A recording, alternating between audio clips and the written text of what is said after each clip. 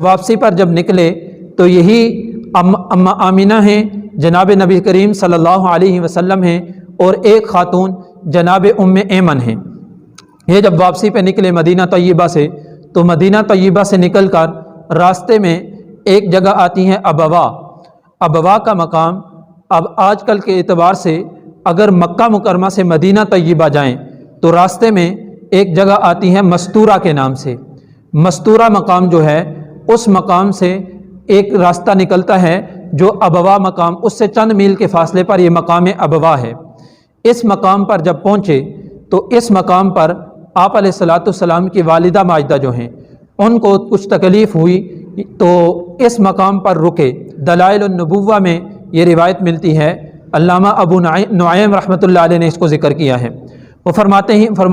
اسماء بنت رحم فرماتی ہیں کہ میری والدہ فرماتی ہیں کہ اس جگہ پر میں اماں آمینہ کے پاس تھی۔ جب اماں آمینہ کو تکلیف ہوئی اور انہوں نے اپنے بچے پر نظر دوڑائی اور انہوں نے چند اشعار کہے، ان صح ما ابصرت فی المنام، کہ جو اگر وہ بات ٹھیک ہے، وہ واقعات درست ہیں جو واقعات میں نے خواب کے عالم میں دیکھے ہیں۔ جب آپ علیہ السلام کی ولادت سے قبل آپ علیہ السلام اپنی والدہ ماجدہ کے پیٹ مبارک میں تھے، تو آپ کی والدہ ماجدہ نے مختلف خواب دیکھے تھے۔ تو اماں آمینہ فرماتی ہیں کہ اگر وہ خواب درست ہیں، فأنت مبعوث الی الانام، تو آپ لوگوں کی طرف، پوری انسانیت کی طرف نبی بنا کر بھیجے جانے والے ہیں، اور آپ ہی وہ آپ ہیں کہ آپ حلال اور حرام سے لوگوں کو تمیز کرانے کے لیے بھیجے جانے والے ہیں، اور آپ ہی ہیں کہ آپ اپنے جد امجد حضرت ابراہیم علیہ السلام کے دین کو لے کر ان کی اس دین جو تھا اور ان کی جو دعوت تھی اس کو لے کر بھیجے جانے والے ہیں۔ اور پھر انہی اشعار میں اماں آمینہ نے آپ علیہ السلام کو بت پرستی اور بت پرستی کے کاموں سے بھی منع فرمایا ہے۔ تو یہ اماں آمینہ نے فرمایا۔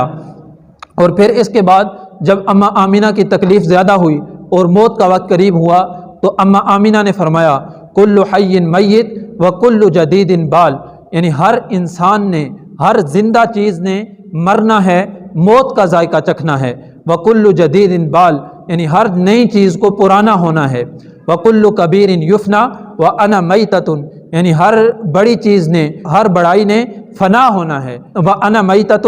اور میں بھی مر رہی ہوں۔ اور پھر فرمایا وذکر باق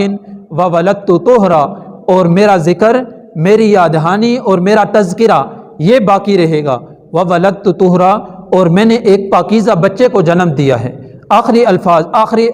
کلام جو تھا اماں آمینہ نے، آخری کلام جو فرمایا ہے اس میں یہ کلام ملتا ہے۔ اور پھر اماں آمینہ کی روح پرواز کر گئی ہیں۔ اب دیکھیں ابوا کا مقام ہے، مدینہ طیبہ سے بھی نکل چکے ہیں، میلوں کے فاصلے پر دور ہو چکے ہیں، مکہ مکرمہ سے بھی دور ہو چکے ہیں۔ اب آپ علیہ السلام کو دیکھیں کہ اب دیکھیں کہ آپ علیہ السلام ابھی دنیا میں آئے نہیں ہیں، والد محترم کا سایہ اٹھ گیا ہے۔ آپ علیہ السلام کی ابھی عمر مبارک 6 برس کو پہنچی ہے، تو اللہ رب العزت نے والدہ محترمہ کا سایہ بھی آپ علیہ السلام کے سر سے اٹھا لیا ہے۔ یہ قدرت کی کیسے کرشمہ ہے کہ اللہ رب العزت یہ دنیا کو بتانا چاہتے ہیں کہ اگر ہمیشہ کے لیے کسی کے سر پر سایہ رہ سکتا ہے، اگر ہمیشہ کے لیے کسی کے ہاں کوئی اگر ہمیشہ کی چیز رہ سکتی ہے کہ وہ اللہ رب العزت کا ساتھ ہے۔ باقی دنیا کے رشتے ہیں، دنیا کے رشتے وہ اللہ رب العزت کے دیے ہوئے ہیں، انہوں نے واپس جانا ہے۔ اور پھر یہ بھی آپ علیہ السلام کو اللہ رب العزت نے اس آزمائش میں ڈال کر، آپ علیہ السلام ایک تو پیدا ہوئے ہیں، یتیم ہیں، یتیمی کا داغ سر پہ لیے ہیں، اور پھر 6 برس کی عمر ہے، تو آپ علیہ السلام کی والدہ ماجدہ کا بھی سایہ سر سے اٹھ گیا ہے، گویا کہ دوہری یتیمی میں آپ علیہ السلام آ گئے ہیں۔ اب اللہ کی اس عجیب قدرت نے آپ علیہ السلام کی ایسی پرورش کی ہے کہ آپ علیہ السلام کو یہاں تک پہنچایا کہ اللہ کو معلوم تھا کہ دنیا کے درد اور غم کی ٹھیسیں کھا کر اگر لوگ آپ علیہ السلام کے قدموں میں آئیں گے تو یہ وہ شخص ہوگا، یہ وہ نبی ہوگا کہ جو ان کے درد اور الم کو مرہم لگائے گا، جو ان کے لیے اس کی دوائی فراہم کرے گا۔ تو یہ آپ علیہ السلام کو اللہ رب العزت نے بچپن سے یہ آپ علیہ السلام کو اللہ رب العزت نے قوت اور طاقت عنایت فرمائی ہے۔ اب اس میں ایک بات یہ آتی ہے، اس میں علامہ زرقانی رحمۃ اللہ علیہ نے یہ علامہ سیوطی رحمۃ اللہ علیہ کے حوالے سے لکھا ہے، اماں آمینہ نے یہ جو اشعار کہے ہیں، ان اشعار میں اما آمینہ نے ایک جناب سیدنا ابراہیم علیہ السلام کا تذکرہ فرمایا ہے، اور دوسری طرف اما آمینہ نے اپنے اس بچے کو